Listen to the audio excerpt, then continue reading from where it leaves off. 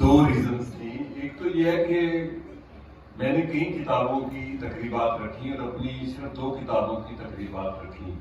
میری 14 کتابیں ہیں اور کئی ایسے دوستوں کی رکھی, کبھی کسی نے شائع کی. ایون ٹیلی ویژن میں کرنٹ افیئر کا پروگرام کرتا تھا جو کہ بڑا قیمتی ٹائم ہوتا ہے, پرائم ٹائم, وہ میں نے ہی انٹروڈیوس کرایا تھا پرائم ٹائم شو میں کہ اینڈ پر 5 منٹ آج کا دن اور آج کی کتاب تیز تیز بولتا تھا جو پڑھی, اور اس میں کوئی ہمارے ادارے کی چھپی ہوئی شاید ایک کتاب تھی. محپارہ صاحبہ کی کتاب کو تقریب منانا اس لیے میرے پہ لازم اور واجب تھا.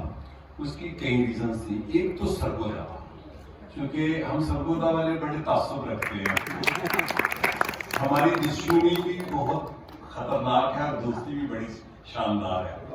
اور دوسرا تعلق ان سے ایک نظریاتی بھی تھا, ان کے خاندان کے ساتھ, ان کے جو شریک حیات ہیں ان کا بھی جو تعلق ہے. تیسری وجہ میری پاکستان ٹیلی ویژن تھی, کیونکہ میں پاکستان ٹیلی ویژن کا بہت بڑا حامی تھا اور ابھی بھی ہوں. اور چوتھی وجہ کہ جب یہ خبریں پڑتی تھیں ہم مزاحمت کرتے تھے, اور خصوصاً وہ والا زمانہ, تو ان کے ساتھ وہ بھی ایک تعلق تھا کہ وہ یہ دوسری طرف تھی اپنی ذمہ داریوں میں, اور ہم اس میدان میں تھے جن سے ہمارا 11 سال ان خبروں سے بڑا تعلق رہا جو پاکستان میں ایک ہی ٹیلی ویژن تھا جیسے بھی وہ خبر دیتا تھا. تیسری وجہ کتاب, کیونکہ میں علم کے حوالے سے میں ہمیشہ کہتا ہوں کہ جیسے اسلام میں دولت کا ارتکاز جرم ہے, ایسے علم کا ارتکاز اس سے بڑا جرم ہے, کیونکہ اس کو میں مادی دولت سے زیادہ مانتا ہوں. اور یہ کتاب ایک ایسی شاندار ہسٹری ہے.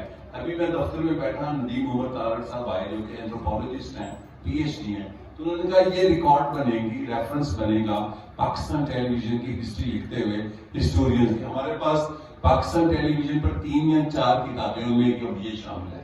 تو اس لیے کتاب کی تقریب ہونا, لوگوں تک متعارف ہونا, اس کتاب کو عام لوگوں تک جانا, اور اس کا کتاب کے مصنف کو آنر دینا, لاہور جو کہ علمی ادبی مرکز ہے, برصغیر کے کسی شہر کو یہ اعزاز حاصل نہیں ہے جو لاہور ہے کہ کوئی آتھر کہیں کا ہو چھپتا یہاں ہے, کوئی آتھر کہیں کا ہو آ کر رہتا یہاں ہے. تو یہ میں ان کو لاہور کی بیٹی بھی بنانا چاہتا ہوں کہ یہ سرگودا کی بیٹی نہ رہے, علم والی ہے.